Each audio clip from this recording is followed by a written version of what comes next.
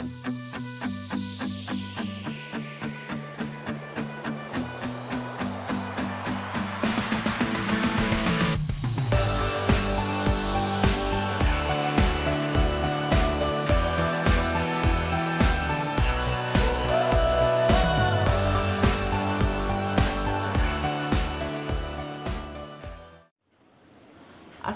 আলাইকুম। ক্লাস 9 তোমাদের আমি ইমিউনিটি এই চ্যাপ্টারটা পড়াচ্ছিলাম। তো সেখানে আমরা একটা অ্যান্টিবডির গঠন দেখেছি এবং ইমিউনিটি কত রকমের হয়, অনাক্রম্যতা, সেগুলো সম্পর্কে বলেছিলাম। একটা হচ্ছে অর্জিত অনাক্রম্যতা আর একটা হচ্ছে সহজাত অনাক্রম্যতা। তো এই সহজাত অনাক্রম্যতা যেটা বলেছিলাম সেটা আমরা জন্মের সাথে সাথে যেটা অর্জন করি, জন্মের সাথেই আমরা নিয়ে আসি সেটা। আর অর্জিত অনাক্রম্যতা, এই অর্জিত অনাক্রম্যতাকে আমরা দুটো ভাগে ভাগ করেছিলাম। অর্জিত যেটা অ্যাডাপটিভ, এই অর্জিত অনাক্রম্যতা কখন হয় না, যখন দেহে অ্যান্টিজেন প্রবেশ করে। তোমার শরীরে কোনো বিজাতীয় বস্তু যেটা শরীরের পক্ষে ভালো নয়, এরকম কোনো বস্তু প্রবেশ করলে অর্জিত অনাক্রম্যতা সৃষ্টি হয়। তো এই অর্জিত অনাক্রম্যতা দুই রকম হয়, একটা হচ্ছে কোষভিত্তিক আর একটা হচ্ছে রসভিত্তিক। একটা হচ্ছে সেলুলার ইমিউনিটি আর একটা হচ্ছে হিউমোরাল ইমিউনিটি। তাহলে যেটা কোষভিত্তিক একটা,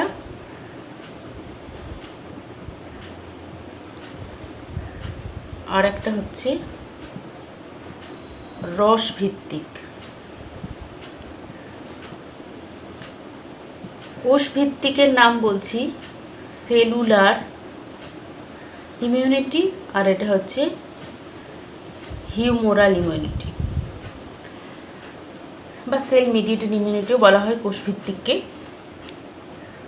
তো সেলুলার ইমিউনিটি আমাদের শরীরের যে হোয়াইট ব্লাড সেল আছে, সেই হোয়াইট ব্লাড সেলের বি লিম্ফোসাইট বা বি সেল দ্বারা নিয়ন্ত্রিত হয়। তাহলে বি সেল কিসের জন্য কাজ করে না, সেলুলার ইমিউনিটির জন্য। তাহলে সেলুলার বা কোষভিত্তিক অনাক্রম্যতা বি সেল দ্বারা পরিচালিত হয়। আর সরি, আমি ভুল বলছি, এটা সেলুলার, তো সেলুলারটা হবে তোমার টি সেল দ্বারা। আমাদের একইভাবে শ্বেত রক্তকণিকায় যে টি সেল থাকে, সেই টি লিম্ফোসাইট দ্বারা আমাদের সেলুলার ইমিউনিটি বা কোষভিত্তিক অনাক্রম্যতা পরিচালিত হয়। আর রসভিত্তিক অনাক্রম্যতা আমাদের দেহে অবস্থিত বি সেল, এটাও শ্বেত রক্তকণিকার বি লিম্ফোসাইট কোষ, এই বি সেল দ্বারা আমাদের হিউমোরাল বা রসভিত্তিক। তাহলে বি সেল রসভিত্তিক অনাক্রম্যতার জন্য দায়ী আর টি সেল সেলুলার ইমিউনিটির জন্য দায়ী। অর্থাৎ এখানে মেজর রোল প্লে করে বি সেল আর টি সেল প্লে করে কোষভিত্তিক অনাক্রম্যতার জন্য। তো এই কোষভিত্তিক রসভিত্তিক অনাক্রম্যতাগুলো কিভাবে কাজ করে সেটা আমরা জানব। যে আমাদের শরীরে যখন কোনো একটা প্যাথোজেন বা কোনো অ্যান্টিজেন দেহে প্রবেশ করে, তখন আমাদের ইমিউনো সিস্টেম বা অনাক্রম্যতাটা কি হয়, উদ্দীপিত হয়। অর্থাৎ অনাক্রম্যতার সিস্টেমটা নড়ে চড়ে বসে। তখন আমাদের শরীরে দুই ধরনের অ্যাকশন শুরু হয়ে যায়। একটা হচ্ছে ইমিউনো সেল দ্বারা বা কোষভিত্তিক অনাক্রম্যতা শুরু হয়, আর একটা হচ্ছে রসভিত্তিক। তো তাহলে আমরা বলতে পারি যে ধরো শরীরে প্যাথোজেন, প্যাথোজেন মানে আমরা কাকে বলি, প্যাথোজেন বলি অ্যান্টিবডি, অ্যান্টিজেনকে প্যাথোজেন বলতে পারো, আদারওয়াইজ অ্যান্টিজেন। অ্যান্টিজেন অ্যান্টিবডির ধারণা ক্লিয়ার হয়ে গেছে, আগের দিন পড়িয়েছিলাম। তো এই অ্যান্টিজেন বডিতে প্রবেশ করলে কি হয়, আমাদের যে অনাক্রম্য তন্ত্র বা ইমিউনো সিস্টেম,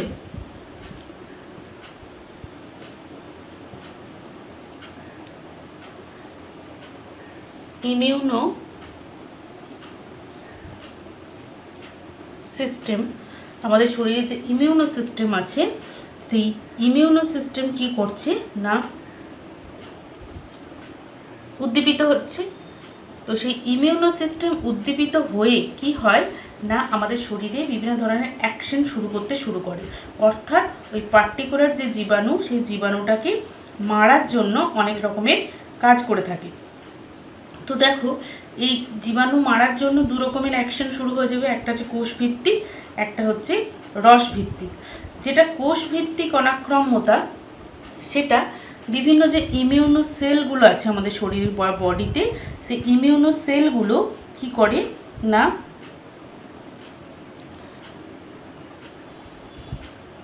ইমিউন সিস্টেম দুভাবে কাজ করে। একটা হচ্ছে বিভিন্ন যে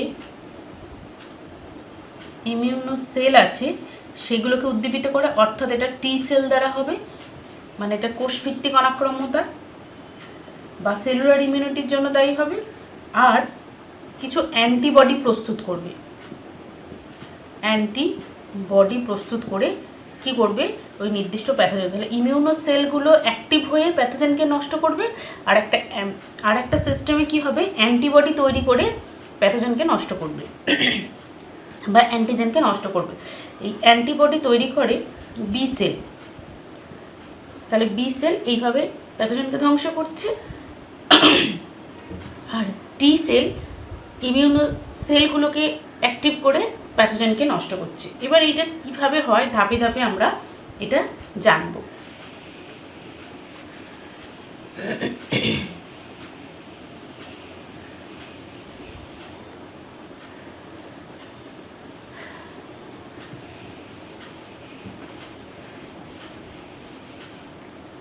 এখানটা শুধু রাখলাম। সেলুলারটা আমরা কী দ্বারা হয় বলেছি, টি সেল দ্বারা, আর হিউমারাল হয় বি সেল দ্বারা।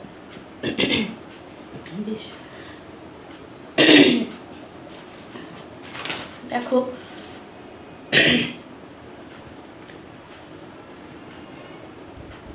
তোমার শরীরে কোনো একটা অ্যান্টিজেন প্রবেশ করেছে, আমি ইন জেনারেল বলছি, তারপরে আস্তে আস্তে বলবো, পুরো ব্যাপারটাই বুঝতে পারবে।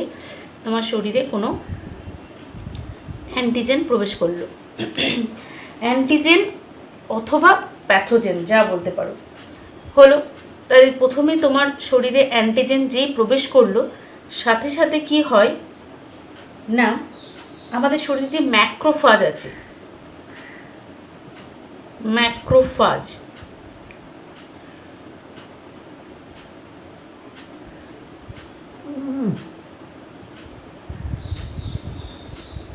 ম্যাক্রোফাজ কি করে না এই প্যাথোজেনটাকে খেয়ে ফেলে বা ধরে ফেলে ফ্যাগোসাইটোসিস পদ্ধতিতে। এবার এই ম্যাক্রোফাজটা কি একটু বলি, তোমরা ম্যাক্রোফাজ সম্পর্কে জানো। ম্যাক্রোফাজ হচ্ছে আমাদের শরীরে যে ব্লাড সেল আছে, ব্লাড সেলের মধ্যে যে অনেকগুলো আমাদের শ্বেত রক্তকণিকা আছে ব্লাড সেলের মধ্যে, হোয়াইট ব্লাড সেল। তো সেই হোয়াইট ব্লাড সেলগুলো কী কী, নিউট্রোফিল, ইউসিনোফিল, বেসোফিল, মোনোসাইট, তাই না? এই যে মোনোসাইট শ্বেত রক্তকণিকা, তাই তো? মোনোসাইট আমাদের যে শ্বেত রক্তকণিকার ভাগ, এই মোনোসাইটে দুই ধরনের কোষ থাকে, একটাকে বলা হচ্ছে ডেনড্রাইটিক সেল আর একটা হচ্ছে ম্যাক্রোফাজ। তাহলে ম্যাক্রোফাজ কি না আমাদের এক ধরনের মোনোসাইট সেল, যেটা কি করে আমাদের প্যাথোজেনকে ধ্বংস করতে সাহায্য করে। এরা কি করে প্রথমেই যখন কোনো প্যাথোজেন তোমার শরীরে ঢোকে তখন কোনো রকম বিচার বিবেচনা না করে এই ধরনের সেলগুলো, এগুলোকে সেকেন্ড লাইন ডিফেন্স বলা হয়, এরা কি করে আমাদের শরীরে ওই প্যাথোজেনকে, যে কোনো প্যাথোজেন, যে কোনো অ্যান্টিজেনকে ধরে মারতে থাকে। ঠিক আছে, তাহলে অ্যান্টিজেন ঢুকেছে মানে কি ম্যাক্রোফাজ তাকে মারার জন্য গিলে ফেলে ফ্যাগোসাইটোসিস পদ্ধতিতে। নিয়ে ম্যাক্রোফাজ কি করে, এই যে ব্যাকটেরিয়া বলো ভাইরাস বলো যেটাকে তোমার শরীরে প্রবেশ করিয়েছে সেটাকে অনেক ফ্র্যাগমেন্টে বা টুকরো টুকরো করে দেয়, নিজের শরীরের মধ্যে ফ্যাগোসাইটোসিস পদ্ধতিতে এনগাল্ফ করে অথবা গ্রাস করার পর কি হয় না তার বডিতে কি করে তাকে ফ্র্যাগমেন্ট করে, টুকরো টুকরো করে দেয়। টুকরো টুকরো করে ম্যাক্রোফাজ এই একটা টুকরোকে কি করে তার সারফেসে নিয়ে আসে, তার এই যে বডি সারফেস, সেই সারফেসের মধ্যে ওই অ্যান্টিজেনটাকে নিয়ে আসে। কেন নিয়ে আসে? অ্যান্টিজেনটাকে নিয়ে এসে ও বাকি যে সেল সিস্টেম আছে তাদেরকে বুঝিয়ে দেয় যে শরীরে কিছু একটা বিজাতীয় পদার্থ ঢুকেছে, যেটার জন্য সবাইকে প্রস্তুত হতে হবে। ঠিক আছে? তো এই ম্যাক্রোফাজ কি করছে না, এ তখন কিসের মতো কাজ করে না, অ্যান্টিজেন প্রেজেন্টিং সেল, একে তখন বলা হয় এপিসি। এপিসিপিতে কাজ করে, মানে অ্যান্টিজেন প্রেজেন্টিং সেল হিসেবে কাজ করে। এই এপিসি হচ্ছে মেন তথ্যমন্ত্রী বলতে পারো। এ কি করে, গোটা শরীরকে, অর্থাৎ এপিসি কি, এপিসি হচ্ছে ম্যাক্রোফাজ উইথ অ্যান্টিজেন, অর্থাৎ যে অ্যান্টিজেন তোমার শরীরে প্রবেশ করে যায় সেই অ্যান্টিজেনকে ম্যাক্রোফাজ প্রথমে গ্রাস করে নিয়েছে, করার পর তাকে অনেক ফ্র্যাগমেন্ট বা টুকরো করে দিয়েছে, করে দেওয়ার পর সে নিজেকে ওই উইথ অ্যান্টিজেন, নিজের মধ্যে অ্যান্টিজেনটা রেখেই অ্যান্টিজেন প্রেজেন্টিং সেল হিসেবে নিজেকে রিপ্রেজেন্ট করছে। তখন এই অ্যান্টিজেন প্রেজেন্টিং সেল কি করে না, আমাদের শরীরে যে টি সেল আছে, হেল্পার টি সেল, টি সেলের অনেক ভাগ আছে, আগের দিন বলছিলাম। তো সেই হেল্পার টি সেল একে অ্যাক্টিভেট করে। কাকে অ্যাক্টিভেট করে? হেল্পার টি সেলকে অ্যাক্টিভেট করে। হেল্পার টি সেল কি করে না, যখন আমরা সেলুলার ইমিউনিটি নিয়ে পড়ছি তখন হেল্পার টি সেল প্রথমেই কাকে অ্যাক্টিভেট করে দেয় না, অ্যান্টিজেনকে, বি সেলকে অ্যাক্টিভেট করে। কাকে অ্যাক্টিভেট করে? বি সেল, যেটা আমাদের হিউমেরাল বা রসভিত্তিক অনাক্রমতার জন্য দেয়। তাহলে দেখো, হেল্পার টি সেল কি করছে না, অ্যান্টিজেন প্রেজেন্টিং সেল, সেই সেলটা আমাদের শরীরের মধ্যে অবস্থিত আছে হেল্পার টি সেল। টি সেল কি, হেল্পার টি সেল কিছুই না, টি সেলের একটা ভাগ, সেই হেল্পার টি সেলকে অ্যাক্টিভেট করে দেয়। হেল্পার টি সেল অ্যাক্টিভেট হয়ে গেলে তখন সে কি করে, সে বি সেলকে অ্যাক্টিভেট করে। বি সেল তখন কিসে পরিণত হয়ে যায়? বি সেল তখন প্লাজমা সেলে রূপান্তরিত হয়ে যায়। এই প্লাজমা সেল কি করে, তখন প্রচুর পরিমাণে অ্যান্টি বডি তৈরি করে। এটা অ্যাকচুয়ালি এদিক দিয়ে লেখা উচিত ছিল আমার, তো তাহলে বুঝতে পারবে।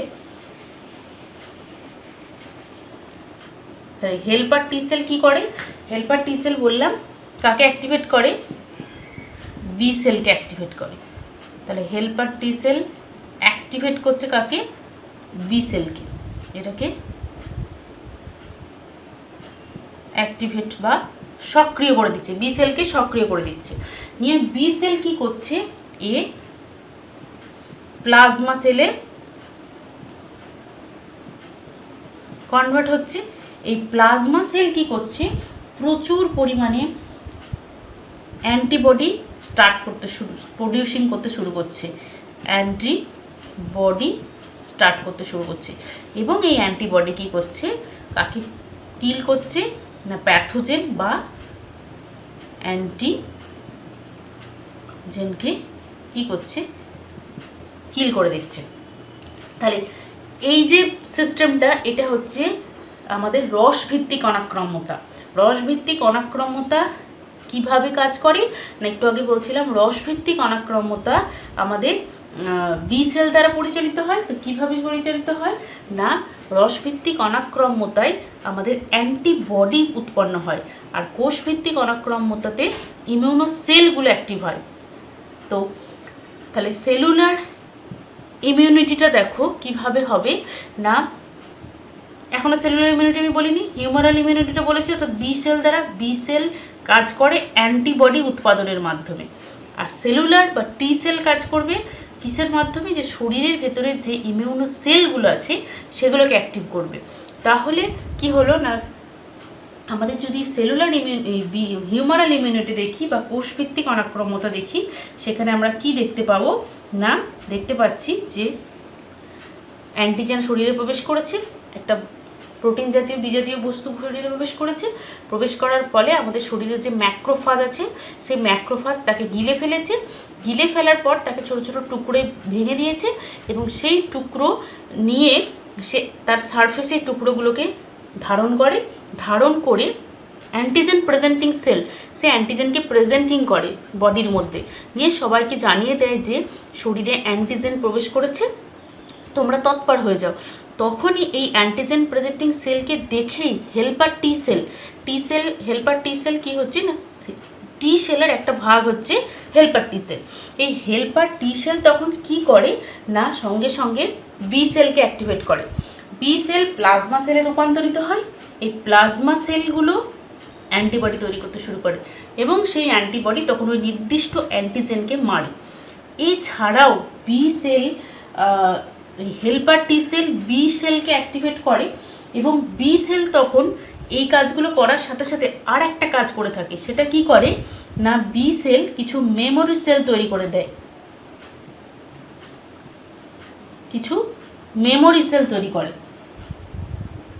মেমোরি সেলগুলো বলা হয় স্মৃতিকোষ। স্মৃতিকোষ মানে কি করে, এত সুন্দর কাজ করে আমাদের বডির এই ডিফেন্স সিস্টেমটা। বি সেল এই যে অ্যান্টিজেনটাকে মারলো, নির্দিষ্ট যে অ্যান্টিজেনটাকে মারলো, এই অ্যান্টিজেন পরবর্তী কালে আমাদের শরীরে যখন প্রবেশ করবে তখন যাতে আবার পুনরায় এই সমস্ত কাজ করতে না হয়, এই অ্যান্টিজেনকে চিনে রাখার জন্য কিছু নির্দিষ্ট সেল তৈরি করে রাখে, যেটা মেমোরি সেল বলা হয় বা স্মৃতিকোষ বলা হয়। যে কোষটা শুধুমাত্র এই নির্দিষ্ট যে অ্যান্টিজেনটা প্রবেশ করেছিল, এটা নেক্সট টাইম যখন আবার তোমার শরীরে প্রবেশ করবে এর সঙ্গে সঙ্গে তাকে চিনে নেবে। চিনে কি করবে, নেক্সট টাইম যে অ্যান্টিজেন প্রবেশ করবে তখন কী হবে, সাথে সাথেই মেমোরি সেল তাকে চিনে মেরে ফেলতে পারবে। অর্থাৎ বি সেল কী করে, কোনো নির্দিষ্ট অ্যান্টিজেন শরীরে প্রবেশ করলে সেই অ্যান্টিজেনের বিরুদ্ধে যে ডিফেন্স সিস্টেম, প্রতিরক্ষা ব্যবস্থা, সেই প্রতিরক্ষা ব্যবস্থার জন্য কিছু স্মৃতিধর কোষ তৈরি করে রাখে, যাতে পরবর্তীকালে ওই ধরনের অ্যান্টিজেন এলে তাকে মেরে ফেলতে পারে। ঠিক আছে, তো তার সেরকম স্ট্রাকচার তৈরি করে রাখে।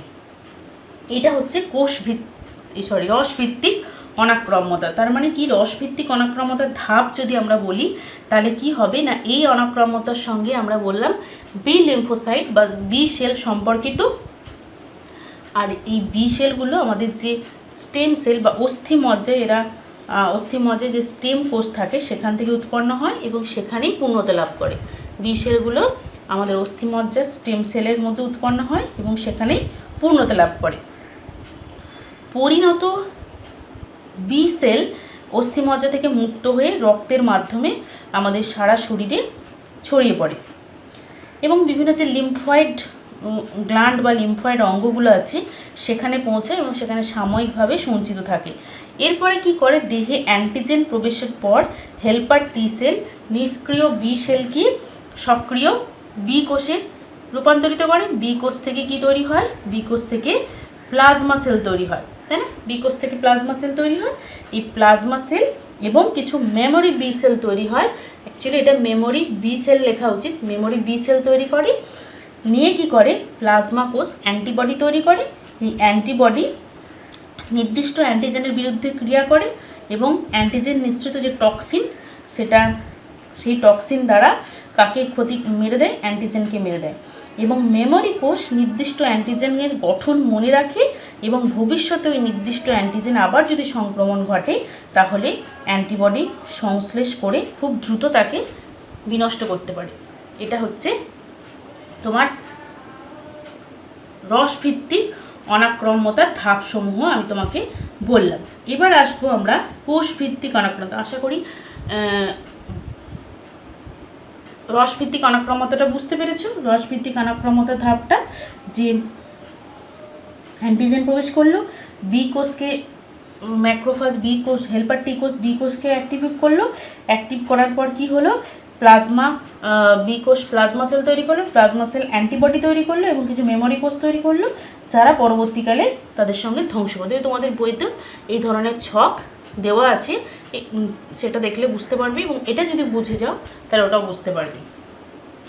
এবার আমরা আসবো কোষ ভিত্তিক অনাক্রম্যতা অর্থাৎ সেলুলার যে ইমিউনিটি সেটা কিভাবে হয়। দেখো এখানেও কিন্তু হেল্পার টি সেলের একটা বড় কাজ আছে।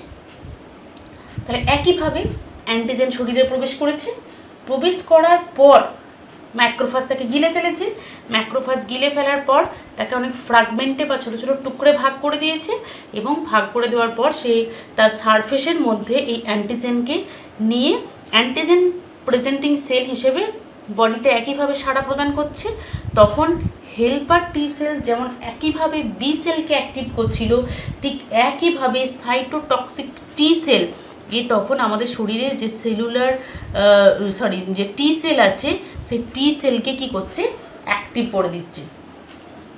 সাইটোটক্সিক টি সেল বলা হচ্ছে, এই সাইটোটক্সিক টি সেলকে অ্যাক্টিভ করে দিচ্ছে, এবং অ্যাক্টিভ করে দেওয়ার পর তারা কি করছে না, এই অ্যাক্টিভ সেলগুলো কি করছে না,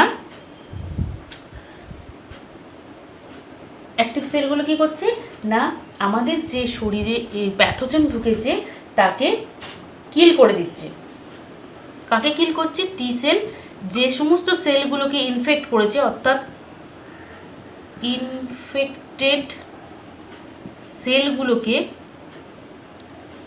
কি করছে না, কিল করে দিচ্ছে। হেল্পার টি সেল যে টি সেল ছিল সেই টি সেলকে অ্যাক্টিভ করছে, বা সাইটোটক্সিক টি সেলকে অ্যাক্টিভ করছে। সাইটোটক্সিক টি সেল ধরে ধরে ইনফেক্টেড সেলগুলো, যে যে সেলগুলোতে ইনফেকশন ঘটেছে সেই সমস্ত সেলগুলোকে ধরে ধরে মেরে দিচ্ছে, এবং কি করছে, এই টি সেলও কিছু মেমোরি সেল তৈরি করে রাখছে, মেমোরি সেল তৈরি করে রাখছে। এই কিসের মাধ্যমে মারছে সেলগুলোকে না, কিছু টক্সিক পদার্থ নিঃসরণ করছে, যেটাকে আমরা বলছি লিম্ফোকাইন। অ্যান্টিজেন কি করে না, ম্যাক্রোফাজযুক্ত অ্যান্টিজেন গ্রহণ করে লিম্ফোকাইন নিঃসৃত করে টি কোষের সক্রিয়করণে সাহায্য করে। তাহলে এরা লিম্ফোকাইন বা কোনো টক্সিক পদার্থ নিঃসৃত করে টি সেলগুলো অ্যাক্টিভেটেড হয়ে ইনফেক্টেড যে সেলগুলো আছে তাকে ওই টক্সিক পদার্থ দ্বারা নিঃসৃত করে মেরে দিচ্ছে।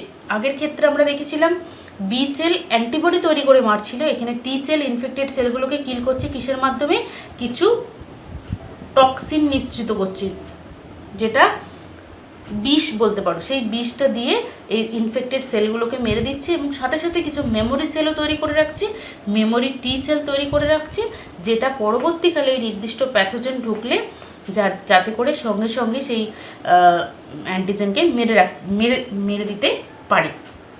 তাহলে আমরা যদি কোষভিত্তিক অনাক্রম্যতার ধাপে যাই তাহলে দেখব যে টি লিম্ফোসাইট কোষগুলো, আগেটা যেমন বললাম বি লিম্ফোসাইট আমাদের যে স্টেম সেল অস্থিমজ্জায় সেখানে উৎপন্ন হয়, সেখানেই থেকে যায়, কিন্তু এর ক্ষেত্রে টি লিম্ফোসাইটের ক্ষেত্রে এরা অস্থিমজ্জায় যে স্টেম কোষ আছে সেখানে উৎপন্ন হয়, কিন্তু থাইমাস গ্ল্যান্ডে গিয়ে এরা থেকে যায়, এবং সেখান থেকে সক্রিয় টি লিম্ফোসাইট হয় এবং লসিকা গ্রন্থিতে আশ্রয় নেয়। দেহে কোনো জীবাণু প্রবেশ করলে সেই জীবাণুকে ম্যাক্রোফাজ কোষগুলো ফ্যাগোসাইটোসিস পদ্ধতিতে গ্রাস করে, এরপর হেল্পার টি কোষের কাছে অ্যান্টিজেনকে উপস্থাপন করে। হেল্পার টি কোষের কাছে এই অ্যান্টিজেন প্রেজেন্টিং সেলটা হেল্পার টি কোষের কাছে প্রেজেন্ট করে যে আমি অ্যান্টিজেনকে নিয়ে এসেছি। এরপর হেল্পার টি লিম্ফোসাইট ম্যাক্রোফাজযুক্ত যে তোমার অ্যান্টিজেন তাকে গ্রহণ করে লিম্ফোকাইন নিঃসৃত করে, যা টি কোষের সক্রিয়করণে তখন কি করে, এখানে কিছু লিম্ফোকাইন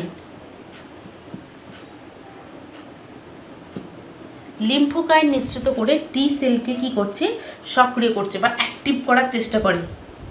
তখন হেল্পার টি কোষ সক্রিয় হয়ে যায়, দ্রুত সক্রিয় হয়ে যায়, এবং দ্রুত সক্রিয় হয়ে যায় অনেকগুলো অ্যাকচুয়ালি টি সেল অনেকগুলো কোষে ভাগ হয়ে যায়, টি সেলের সংখ্যা অনেক বাড়িয়ে দিয়ে, কারণ একা অনেকগুলো ইনফেক্টেড সেলকে মারতে পারবে না, টি সেলের সংখ্যা প্রচুর বাড়িয়ে দিয়ে এই উৎপন্ন যে টি কোষগুলো তারা বিভিন্ন ধরনের লিম্ফোসাইট কোষ তৈরি করে এগুলোকে মারে।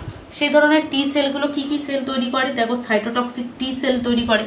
এরা এরা ইনফেক্টেড সেলকে মারবে কিসের মাধ্যমে, সাইটোটক্সিক টি সেল, বা এটাকে কিলার সেল বলা হয়, কিলার কোষ। এছাড়া মেমোরি কোষ তৈরি করে। মেমোরি টি সেল আমি তো বললাম, যারা পুনরায় একই জীবাণু দ্বারা আক্রান্ত হলে যাতে মেরে দেয়। এছাড়াও কিছু হেল্পার টি কোষ তৈরি করে, তাহলে সাইটোটক্সিক টি তৈরি করছে, হেল্পার টি কোষ তৈরি করছে, আর কি তৈরি করছে না কিছু সাপ্রেসার টি সেল তৈরি করছে। তাহলে সাপ্রেসার টি সেল তৈরি করছে, নিয়ে এই সমস্ত সেলগুলো কি করছে, ইনফেক্টেড সেলকে মেরে দিচ্ছে।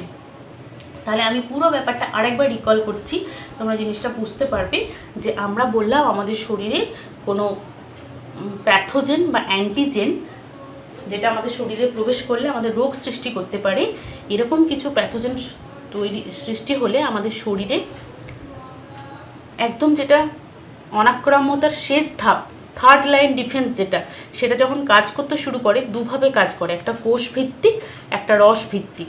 আর এই কোষ ভিত্তিক অনাক্রাম্যতার জন্য আমাদের যে টি লিম্ফোসাইট সেলগুলো থাকে, সেই শ্বেত রক্তকণিকার টি সেলগুলো কাজ করে। আর রস ভিত্তিক অনাক্রাম্যতার জন্য আমাদের বি সেলগুলো কাজ করে। কিভাবে কাজ করে, তাদের ধাপগুলো কীরকম না দুটোর ধাপই শুরুটা একই রকম, যে কি যখনই অ্যান্টিজেন প্রেজেন্ট মানে শরীরের ভেতরে প্রবেশ করলো, অ্যান্টিজেন প্রবেশের সাথে সাথে কি হলো, আমাদের শরীরে যে ম্যাক্রোফাজ, এটাও শ্বেত রক্তকণিকাতেই থাকে, তো এই ম্যাক্রোফাজ কি করে, অ্যান্টিজেনকে ধরে নেয় বা গ্রাস করে নেয় ফ্যাগোসাইটোসিস পদ্ধতিতে, নিয়ে কি করে না ওকে ছোট ছোট টুকরে ভাগ করে দেয় এবং তার সারফেস এরিয়াতে কি করে, এই অ্যান্টিজেনকে প্রেজেন্ট করে, টুকরোগুলোকে ধারণ করে কি করে না হেল্পার, তখন যখন টুকরোগুলোকে ধারণ করে উইথ ম্যাক্রোফাজ, সেই সেলটাকে আমরা বলছি এপিসি বা অ্যান্টিজেন প্রেজেন্টিং সেল। এই অ্যান্টিজেন প্রেজেন্টিং সেল হেল্পার টি সেলকে গিয়ে বলে আমি এসেছি এবং আমার সাথে দেখো কিছু অ্যান্টিজেন আছে। তখন হেল্পার টি সেল কী করছে না, যদি কোষভিত্তিক যদি রসভিত্তিক অনাক্রমতার জন্য সেলটাকে মারে তাহলে এইভাবে কাজ করবে, আর যদি সেল ভিত্তিক অনাক্রমতার জন্য করে তাহলে এইভাবে। প্রথমে আমরা হিউমারাল বা রসভিত্তিকটা দেখব। হেল্পার টি সেল প্রথমে কি করছে না বি সেলকে, অর্থাৎ যেটা হিউমারাল বা রসভিত্তিক অনাক্রমতার জন্য দায়ী, তাকে অ্যাক্টিভেট করে দিচ্ছে। এই অ্যাক্টিভেট হওয়ার সাথে সাথে প্লাজমা সেলে কনভার্ট হচ্ছে। প্লাজমা সেলগুলো অনেক অ্যান্টিবডি তৈরি করতে শুরু করছে, প্রচুর অ্যান্টিবডি তৈরি করতে শুরু করছে, যে অ্যান্টিবডিগুলো এই অ্যান্টিজেনকে ধ্বংস করছে, মেরে দিচ্ছে। আর বি সেল সাথে সাথে কিছু মেমোরি বি সেল তৈরি করে রাখছে, যাতে করে এই পার্টিকুলার এই নির্দিষ্ট অ্যান্টিজেনটা আবার যদি শরীরে প্রবেশ করে তাহলে এই মেমোরি বি সেল সঙ্গে সঙ্গে অ্যান্টিবডি তৈরি করে, পার্টিকুলার অ্যান্টিবডি যেটা এই অ্যান্টিজেনকে মারতে পারবে সেই অ্যান্টিবডি তৈরি করে একে মেরে দেয়। এটা গেল রসভিত্তিক অনাক্রম্যতা। যদি কোষভিত্তিক অনাক্রম্যতা দিয়ে জীবাণুটাকে মারতে হয় তাহলে কি করবে, তাহলে এখানে আমরা দেখলাম এর মেন কাজ হচ্ছে অ্যান্টিবডি তৈরি করা, কার না রসভিত্তিক অনাক্রম্যতার। আর কোষভিত্তিক অনাক্রম্যতার কাজ কি, দেখো এই বিভিন্ন সেলকে অ্যাক্টিভেট করে সেই সেল দ্বারা কিছু টক্সিক পদার্থ নিঃসৃত করে তাকে মেরে দিচ্ছে, কিছু রাসায়নিক ক্ষতিকারক পদার্থ যেগুলো অ্যান্টিজেনকে মেরে দিচ্ছে। হেল্পার টি সেল লিম্ফোকাইন দ্বারা টি সেলকে অ্যাক্টিভ করছে। টি সেল কি হচ্ছে, তার সংখ্যা অনেক বাড়িয়ে নিচ্ছে, বাড়িয়ে নিয়ে কি করছে না সেই সাইটোটক্সিক টি sell, helper T sell, suppressor টি সেল এবং মেমোরি টি সেল তৈরি করে দিচ্ছে। নেওয়ার পর সে কিছু রাসায়নিক পদার্থ নিঃসৃত করে ওই যে ইনফেক্টেড সেল, অর্থাৎ যেখানে অ্যান্টিজেনগুলো আছে তাদেরকে টক্সিন পদার্থ দিয়ে মেরে দিচ্ছে। এইটা হচ্ছে তোমার সেলুলার ইমিউনিটির ধাপ। তাহলে তোমরা এটা নিশ্চয়ই বুঝতে পেরেছো, তোমরা প্রত্যেকে সেলুলার হিউম্যান ইমিউনিটিটা খুব ভালো করে পড়বে, ধাপ সহ নিয়ে এটা প্রত্যেকে খাতায় লিখে আমাকে ইনবক্সে সেন্ড করবে।